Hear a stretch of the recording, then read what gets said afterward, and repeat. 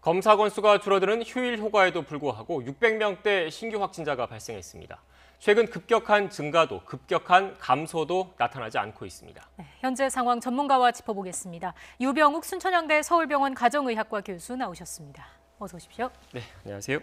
교수님, 휴일인 어제 하루에도 600명대 신규 환자가 나왔습니다. 보통 검사 건수가 줄어드는 휴일에는 신규 확진자도 감소하는 경향을 보였는데 어떻게 봐야 되겠습니까? 우선 4월 말의 상황을 한번 기억을 더듬어 보면 4월 마지막 주 전까지는 월요일, 화요일은 600명대, 그리고선 수, 목, 금은 700명대에서 800명에 거의 가까운 숫자였습니다. 그랬다가 5월 5일 어린이날의 수요일에서 검사 건수가 줄었죠. 그 전후로 해서 휴일을 많이 다녀와서 검사 건수가 줄어서 마치 확진자 숫자가 적은 것처럼 보였지만 전국적으로 이동량이 증가하면서 그 효과가 지금 나타나는 겁니다. 따라서 어떻게 보면은 거의 몇 주간 방역에 대한 지침이 변화가 있었지만 세부 지침만 있었기 때문에 큰 틀에서 보면 거의 변동이 없는 상태고요.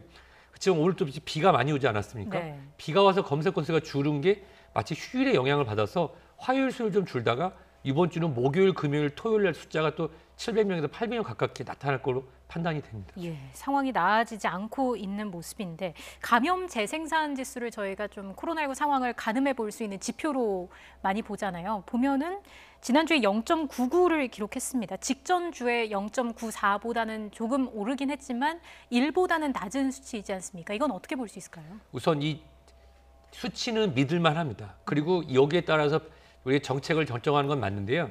이 재생산 지수가 내일이나 모레를 얘기해 주는 것이 아니라 어제와 그 전에 있었던 것에 대한 평균 수치입니다. 따라서 0.94라는 것은 줄고 있다. 실제로 확산세가 감소하고 있다고 보이지만 0.94에서 0.99면 확산세가 늘어나고 있는 거기 때문에 네. 재생산 지수 다시 1로 넘을 거고요. 그렇다고 하면 이 상태가 지속된다면 다시 조금씩 확산되는 숫자를 보여줄 가능성이 높습니다. 네.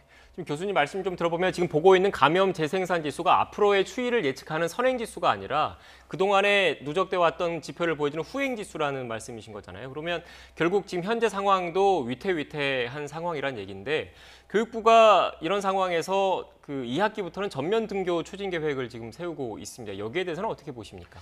일단 개학하는 시점은 8월 말 9월 초입니다. 이 부분은 예방접종이 지금 1,300만 명이 6월까지 될지 저는 잘 모르겠지만 일단은 특정한 숫자가 이루어지고 또 7월 달, 8월 달에 수급이 이루어지면서 50대 또는 60대, 70대에서 부족했던 부분이 접종이 이루어진다고 하면 학생들 등교는 가능하다고 판단이 됩니다. 지금 학력 격차가 느껴지는 부분이 실제로 현장에서 있고 저도 저희 아이들을 통해서 느껴지고 또 교육 현장에 계신 분들도 확인되고 있기 때문에 학교는 가야 되는데 다만 문제는 그랬을 때 아이들이 걸렸을 때 치명률이나 이런 부분 사실은 예방접종이 아직 안정성에 있어서 특정한 회사에서 만 16세 이상 그리고 미국에서는 이제 12세 이상에서 확인되고 있어서 빠르게 접종을 하면 좋겠지만 우선적으로 방역을 지키면서 학교는 등교를 하되 문제는 학교에서 일하시는 분들이 예방접종을 빨리 함으로써 감염의 연결고리를 끊을 수 있도록 도와드리는 더 급선무로 판단이 됩니다. 그러니까 다시 말해서 교직원과 고3 등을 제외하면 지금 학교 같은 경우에는 대부분 접종을 받지 못하는 상황이기 때문에 이 부분이 좀 우려를 키울 수 있다는 말씀이신 거군요. 사실 학생들이 걱정되는 것보다는 학교에서 일하시는 분들이 거기서 연결돼서 고령층에서 치명률이 올라가지 않도록 즉 예방접종 집단 면역이라고 하는 것이 그냥 어떤 게 환상이라든지 우리 100명 중에 70명 맞으면 100명이 다 안전하다 이런 게 아니라는 건 이제 우리도 알고 있습니다. 이 마치 우리가 모두 우산을 피고 있으면 100명이 있는 데서 70명이 우산을 피면 나머지 우산 피지 않은 30명도 비를 맞을 가능성이 떨어지는 그런 상황이기 때문에 치명률이 낮고 감염의 재생률이 낮은 학생들은 현재 예방접종에 대해서 우리가 허가사항이 받은 바가 없기 때문에 우선적으로 선생님들이 맞을 수 있도록 우선 해준다고 하면은 학생들이 재감염되는 걸 막을 수 있고요. 여기서 중요한 거는 학생들이 감염되는 그런 경로를 지금까지 연구해 보면 대부분 부모님, 사회생활하는 가족에서 감염되는 경우가 많거든요. 따라서 학생들 간의 전파는 현재 언론에 나오는 것처럼 그게 크게 우려하실 필요는 없고 학교에서 일하시는 분들, 교직원분들이 접종을 통해서 그 연결고리를 끊는다고 하면은 9월부터의 전면 등교는 저는 개인적으로 찬성하는 바입니다. 네, 개인적으로 전면 등고 찬성한다는 말씀하셨습니다. 또 이것과 별개로 서울시에서 그 사전에 그 확진자를 빨리 찾아내기 위해서 콜센터와 물류센터 대상으로 자가검사 키트 시범 사업을 시행한다고 하더라고요. 효과가 좀 있겠습니까? 이 부분은 크게 세 가지를 생각을 해봤습니다. 네, 첫 교수님 번째, 잠시만요. 지금 중앙방역대책본부 브리핑이 시작되는 것 같은데 브리핑을 먼저 듣고 전문가 대담 이어가겠습니다. 현장 그림 띄워주십시오. 네, 안녕하십니까. 질병관리청장입니다. 5월 17일 정례 브리핑을 시작하겠습니다. 코로나19 감염병 상황에서 예방접종의 중요성은 아무리 강조해도 지나치지 않습니다. 60세 이상 어르신들이 코로나에 감염되면 많은 경우 중증으로 이완되고 또 100명 중에 5명 정도는 사망으로 이어질 수 있을 정도로 굉장히 치명적입니다. 우리나라 사망자의 95%가 65세 이상 어르신들입니다. 하지만 예방접종으로 이를 막을 수가 있습니다. 우리나라에서 기존에 접종받으신 어르신들에 대한 예방접종 효과를 분석해본 결과 약 85% 이상의 효과가 있었고 또 감염되더라도 치명률을 낮춰서 사망 예방 효과는 현재까지는 100%로 나타나고 있습니다. 이러한 예방접종의 효과로 지난 2월 말부터 접종을 시작한 요양병원과 요양시설의 집단감염은 지난 2월에는 16개소에서 발생했으나 4월에는 6개소로 감소했습니다. 최근 대전의 한 요양원에서 집단감염이 발생했지만 1차 예방접종 후에 항체 형성 기간인 2주가 지난 대상자의 예방접종 효과는 92%로 확인이 되었습니다. 또한 최근에 성남의 요양병원 집단감염 사례에서도 예방접종을 받으신 분에서는 아직까지는 감염자가 발생하지 않고 있는 상황입니다. 이렇듯 예방접종은 감염병으로부터 우리의 건강과 안전을 지킬 수 있는 가장 효과적인 수단입니다. 접종 후에 항체 형성까지 시일이 소요됨을 고려해서 가능한 한 빠른 시일 내에 예방접종을 받으실 수 있기를 거듭 당부를 드립니다. 이어서 예방접종 상황에 대해서 설명을 드리겠습니다. 현재까지 1차 예방접종을 받으신 분은 373만 명으로 전체 인구수의 7.3%이며 2차 예방접종까지 마치신 분은 94만 명으로 1.8% 정도의 접종률을 보이고 있습니다. 예약 상황은 지난 5월 6일부터 시작된 70세에서 74세 연령대의 어르신의 경우는 124만여 분께서 접종을 예약하셔서 예약률이 58.3%입니다. 지난주부터 예약이 시작된 65세에서 69세 연령대의 예약률은 49%, 60세에서 64세 연령대 예약률은 29.9%로 예약이 계속 진행 중에 있습니다. 60세 이상 어르신들의 예방접종 예약은 6월 3일까지 계속되며 자녀 등 보호자가 대신해서 예약하실 수 있으므로 온라인을 통해서 예약하시면 24시간 편리하게 예약하실 수가 있습니다. 또한 주소지와 관계없이 평소 다니시던 병원이나 편하게 가실 수 있는 의료기관을 택해서 예약하실 수 있으니 반드시 예약해 주시기를 거듭 당부를 드립니다. 다음은 백신 공급 상황에 대해서 설명을 드리겠습니다. 지난주에 공급된 아스트라제네카 백신 총 143만 회분이 2차 예방접종을 위해 전국 의료기관으로 배송되고 있습니다. 이에 더해서 개별 계약된 아스트라제네카 백신 106만 8천 회분이 오늘 공급되며 6월 첫째 주까지 순차적으로 556만 회분이 추가로 공급될 예정입니다. 이번 백신은 오는 5월 27일부터 시작되는 60세 이상 1차 예방접종 시행 준비를 위해 오는 목요일부터 전국의 접종 기관으로 순차적으로 배송이 이루어질 예정입니다. 또한 상반기 중에 개별 계약 또는 코박스를 통해서 도입 예정된 아스트라제네카 백신과 화이자 백신 1,832만 회분 중 750만 회분은 도입이 완료되었습니다. 나머지 1,082만 회분도 순차적으로 공급되어 계획대로 예방접종을 진행할 예정입니다. 오늘부터 예방접종 후 중대한 이상 반응이 발생했지만 인과성의 근거가 부족해 지원받지 못했던 환자분들에 대한 의료비 지원 사업이 시작됩니다. 이는 코로나19의 예방접종에 대한 국가 책임을 강화하기 위한 조치로서 코로나19 예방접종 후 중환자실의 입원 치료 또는 이에 준하는 질병이 발생했으나 피해조사반 또는 피해보상 전문위원회의 검토 결과 인과성 인정을 하기에는 근거자료가 불충분해서 피해보상에서 제외된 환자를 대상으로 시행될 예정입니다. 지원 범위는 코로나19 백신 접종 후에 발생한 질환의 진료비에 대해서 1인당 1,000만 원 한도 내에서 지원하게 됩니다. 이번에 의료비 지원 사업은 이전의 접종자에 대해서도 소급하여 적용할 예정입니다. 다음은 현재까지 신고된 이상 반응의 의심 사례에 대한 상황을 설명을 드리겠습니다. 예방접종 시작 이후 현재까지 이상 반응 신고율은 전체 0.47%이며 근육통 또는 두통 등의 일반적인 사례가 95.8%를 차지하고 있고 여성이 전체 대비 여성의 경우에는 0.6%였으며 남성은 0.8% 정도의 신고율을 보였습니다. 연령별로는 18세에서 29세 사이의 연령층이 2.9%의 신고율을 보여 가장 높았으며 75세 이상 연령대에서는 0.1%로 가장 낮았습니다. 2차 접종이 본격화되고 있는 화이자 백신인 경우에는 1차 접종 후에 이상 반응 신고율은 0.15%였으나 2차 접종 후의 신고율은 0.19%로 다소 높았습니다.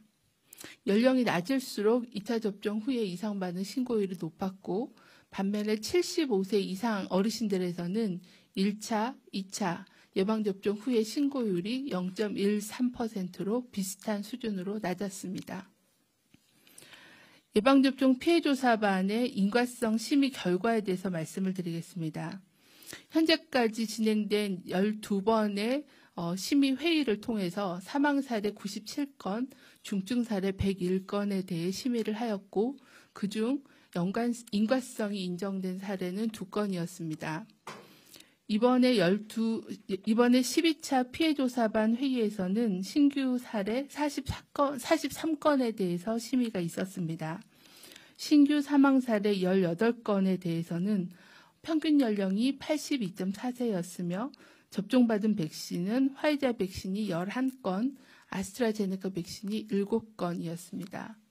피해조사반이 사망자의 기저질환과 주요 증상 발생 기간, 임상 경과 등을 종합하여 인과성을 평가한 결과 사망 사례 18건은 기저질환 등으로 사망하였을 가능성이 높아 코로나19 백신 접종과 사망과의 인과성을 인정하기는 어려운 것으로 평가하였습니다.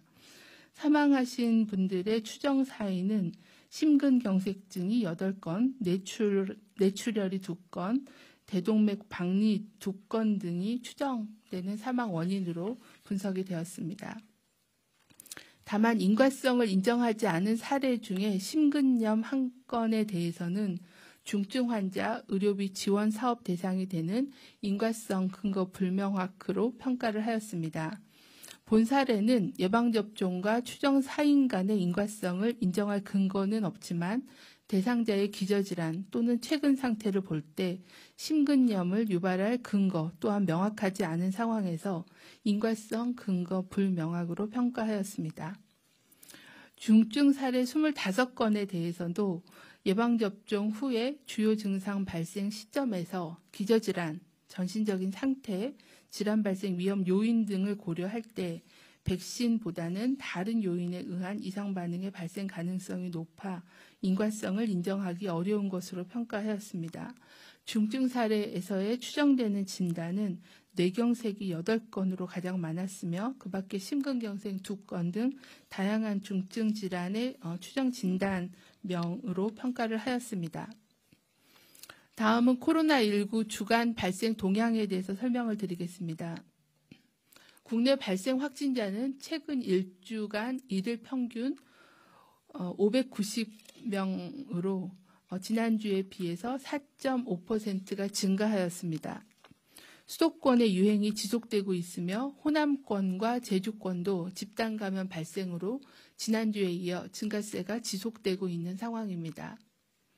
해외 유입 확진자는 최근 일주간 일일 평균 25.7명이 신고돼서 지난주 대비 3.7명이 증가하였습니다. 현재 전 세계적으로 소폭 감소세를 보이고 있으나 인도를 중심으로 동남아 지역이 전체 발생의 52%를 차지하는 등 해외 유입 및 국내 전파 위험은 여전히 높은 상황입니다. 위중증 환자와 사망자는 지난주 대비해서 소폭 감소하였으며 치명률도 최근 4주간 감소 추세였습니다. 연일 국내에서 500명대 후반의 확진자 발생이 지속되고 있고 확진자 접촉에 따른 감염 비중도 46.3%에 달하고 있습니다. 소규모의 가족, 지인, 직장 감염이 지속되고 있어 일상생활 속의 방역 관리가 더욱 필요한 시점입니다. 최근 영국 변이 바이러스의 집단 감염 발생이 증가하고 있고 또 인도 입국자 증가에 따른 지역사회 내의 변이 바이러스 확산 위험도 높아지고 있는 상황입니다. 방역당국은 변이 바이러스 유입 차단을 위해서 인도, 남아공 변이 바이러스 위험 국가의 입국자에 대해서는 시설 격리를 추진하고 또 격리 면제자에 대해서도 입국 후에 PCR 검사 등의 관리를 강화하고 자가격리자가 이탈하거나 가족 등과 접촉하는 것들을 방지하는 등 해외 입국자에 대한 방역 관리를 지속적으로 강화하겠습니다. 또한 국내 확산을 차단하기 위해 변이 바이러스 유행 지역에 대해서는 집중 관리를 시행하고 또한 인근 지역에서의 공동 대응 등을 통해서 면밀하게 관리해 나갈 계획입니다. 또한 지역사회 감염 확산을 차단하기 위해 유증상자에 대해 적극적으로 검사를 시행하고 노인, 아동, 청소년 돌봄시설 등 고위험시설 종사자에 대해서도 선제검사를 확대하여 시행하겠습니다. 유행지역에 대한 특별관리 지원과 감염 취약시설 또 취약사업장에 대해서도 방역수칙 준수 여부에 대한 점검을 강화하는 등 방역 조치를 강화하여 대응하도록 하겠습니다. 가정의 달을 맞이하여 많은 모임과 이동이 있는 상황입니다.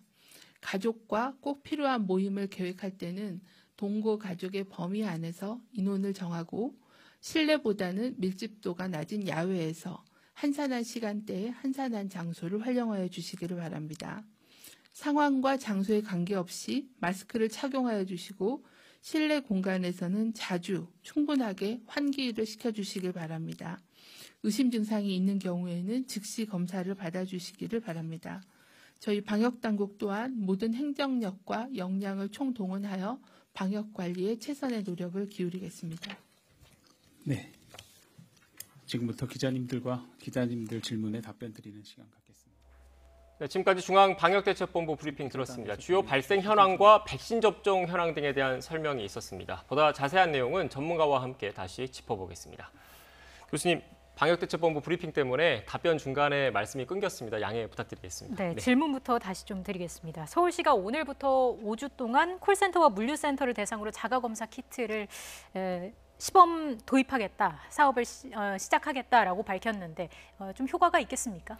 저는 세 가지 효과를 생각해봤습니다. 첫 번째는 심리적 방역입니다. 일주일에 한 번씩 검사한다고 하면 내가 검사를 해서 양성이 나오면 나도 문제지만 내 동료랑 걱정되는데 좀 더 조심해야지. 두 번째는 이 검사 키트를 활용하면서 정확도가 올라가는 것입니다. 이 검사하는 방법에 따라서도 이 검사 측정도가 오르락내리락 할 수 있거든요. 최근에 나온 것들은 검사 측정도도 올라가고 또 바른 측정을 한다면 가능할 거로 생각됩니다. 근데 제가 생각하는 이 세 번째가 제일 중요한데 만약에 출근하기 전에 제가 검사를 했는데 자가 검사 키트에 양성이 나왔다. 네. 그러면 본인만 안 나가는 게 아니라 본인하고 같이 근무하시는 분들 방이라고 하면 셀이라고 합니다. 그 방에 있는 분들은 모두 다 출근하지 않고 검사를 하러 갑니다. 왜냐하면 본인만 안 나가는 게 아니거든요. 그렇게 만약에 하게 된다고 하면은 이게 위 양성 또는 위 음성 등의 여러 가지 불안 요소는 있지만 이 세 가지의 효과를 가질 수 있다고 판단됩니다. 하지만 여전히 RT-PCR이라고 하는 실시간 PCR 검사로서의 정확도가 표준이고 여기를 따라야 되기 때문에 지금 현재 학교에서 진행되는 찾아가는 그 PCR 검사법도 굉장히 유용하거든요. 따라서 우선은 저는 자가 검사 키트 활용은 찬성합니다만은 거기에 따른 위양성과 위음성 부분은 꼭 피드백을 받아서 지속적으로 시행하는 게 좋은지 아니면 혼란만 가중하게 될 것인지는 좀 판단을 해봐야 될 거로 생각이 됩니다. 네. 구체적인 사례도 살펴봐야 될 것 같은데 철원에 있는 육군부대에서 집단 감염이 발생했습니다. 현재까지 파악되는 바로는 휴가 복귀한 병사가 처음으로 의심 증상을 보인 이후에 확진이 됐고 그게 좀 퍼진 경로가 아니냐 이렇게 지금 추정이 되고 있는 거죠. 맞습니다. 하지만 이 군 관련해서 발생했을 때 제가 여러 번 시청자 여러분께 말씀드렸지만 군대라는 곳은 자발적 또는 통제되는 자가격리 기관입니다. 따라서 군에서 지금까지 집단 발병해서 아주 대규모 발병했다 이런 얘기는 한 번도 안 들어보셨을 거예요. 다만 지금 걱정하시는 부분이 뭐냐면 그동안은 우리 군 장병들이 휴가를 제대로 못 갔던 게 사실입니다. 네. 그래서 날짜를 최대한 맞춰서 같은 내무반이 같이 휴가를 나갔다 같이 격리하는 방향들을 하는데 이렇게 되면 더 많은 사람들이 퍼지고 되지 않느냐 걱정하실 수도 있어요. 하지만 이렇게 동일 집단으로 나가는 경우 제가 군 관계자분들을 통해서 확인해 보니까 휴가 시에 이런 지침이 굉장히 강화됐기 때문에 사람을 만나거나 조심한다고 합니다. 그리고 들어온 다음에도 일정 기간 그전에는 그 군 윤리위원회에서도 지적을 한 바 그 휴가 후에 들어온 곳에서 격리하는 동안에 굉장히 뭐 씻기 그다음에 음식 배급 이런 거에 문제가 있어서 어려움이 있었다고 하는데 잘 방역을 지킨다고 하면 군이라는 특수한 조건이지만 일반 사회랑 크게 다르지 않다고 생각됩니다. 다만 중요한 건 매일 출퇴근하는 군무관, 그다음에 위관, 영관급인 경우라고 하면 방역 수칙을 좀 더 잘 지켜서 일반 사병, 장병들과는 조금 차별적인 군에서의 이런 방역 수칙이 진행돼야 된다고 판단됩니다. 네. 자, 이어서 백신 이야기도 해보겠습니다. 정부가 백신 접종자에게 주는 혜택을 늘리는 방안을 지금 검토를 하고 있는데 혜택을 늘려서 접종률을 올려야 한다라는 의견도 있고 좀 시기상조 아니냐라는 의견도 있습니다. 교수님 의견은 어떠신지요? 우선은 지금 현재 예약이 진행되고 있는 예약률을 보면요. 60세에서 64세 같은 경우는 지난 목요일부터 시작돼서 했지만 다른 연령대에 비해서 좀 낮은 게 맞습니다. 그렇다고 하면 이분들에 대해서 사실 20, 30, 40대에서 급하냐? 그 부분은 여러 가지 치명률이나 일반 독감 예방접종의 그 젊은 층에서의 자발적 독감 예방접종이 높지 않았기 때문에 무조건 혜택을 주는 것보다는 지금 우리가 진행되는 60대, 70대 그리고 나가서 40, 50대에서의 만성질환자분들에 대한 그걸 올리기 위해서는 어떤 부분이 필요하냐면 실질적으로는 뭐 해외여행이다 여러 가지가 있지만 확진자와의 접촉 이후에 자가격리를 면제할 수 있는 그런 부분을 명확하게 밝혀서 사회활동이나 또는 60대, 70대 분들 같은 경우는 본인 동료, 친구분들이 장례가 있거든요. 아시는 분이 70대이신데 동료가 사망했다, 코로나19로. 그랬을 때 나는 예방접종을 다 했으면 방문할 수도 있고 또 오히려 60대, 70대의 건강한 분들이 우리가 돌봄시설이나 노인 112 서비스에 못 가시는 분들이 굉장히 많습니다. 네. 이런 분들에 대해서 예방접종을 하시게 되면은 나중에 확진자와 접촉을 한 다음에도 확진돼서 접촉하면 2주간 시설을 못 가시더라고요. 그런 분들 면제한다고 하면 60대, 70대에서의 접종률을 올릴 수도 있고 40대, 50대의 만성질환자에서의 접종률도 올릴 수 있을 거라 판단이 됩니다. 네, 접종률을 올릴 수 있는 방안에 대한 교수님의 의견을 말씀을 해주셨고 연장선상에서 미국 같은 경우에는 백신을 맞은 사람 같은 경우에 그 마스크를 쓰지 않아도 된다 이런 방역 지침을 내렸다고 하더라고요. 여기에 대해서는 어떻게 생각하십니까? 우선 미국 CDC 질병관리본부의 전문가들의 의견을 저는 존중합니다. 하지만 그 발표는 미국의 상황의 발표이지 우리나라의 상황은 절대로 아닙니다. 미국 내에서도 논란이 있는데요. 당시 발표할 때 제가 우연히 TV를 보고 있는데 미국 바이든 대통령이 발표를 하더라고요. 그랬을 때 같은 시간에 미국의 언론 채널에서는 이 전문가들이 나와서 말씀하시는 게 다 하나의 목소리였습니다. 네. 너무 서둘렀다. 실질적으로 그런 부분들이 잘못된 메시지였다. 특히 웬 박사님이 얘기를 하셨는데 내용은 딱 하나였습니다. 지금 이 발표를 듣고 많은 사람들이 마스크를 하지 않는데 누가 마스크를 썼는지 아닌지 확인할 방법이 없고 특히 일선에 일하는 간호사 선생님들의 그런 치명률도 굉장히 높고 그로 인해 굉장히 직업 환경이 악화됐는데 이렇게 된다면 다시 초기처럼 나타날 수 있어서 어렵다. 한국에서는 이렇게 이해하시면 좋습니다. 예를 들어서 우리가 콜레라나 장티푸스라고 하는 감염 질환은 주로 물로 많이 감염이 되는데요. 이게 감염이 많이 되는 국가에서는 이렇게 이게 가능한 물을 끓여 먹으면 좋다라고 하지만 한국 사람이 현지에 갈 때는 끓여 먹는 정도가 아니라 꼭 병에 있는 물을 마시고 예방접종을 하십시오를 하는 것처럼 이거는 미국의 전문가들의 의견으로 미국의 정치인분이 발표한 내용이니까 한국하고는 전혀 상관없는 앞으로도 이 한국에서도 마스크를 벗어야 된다는 이야기 나오려면 네. 아마 올해는 어려울 거로 저는 판단이 됩니다. 네. 알겠습니다.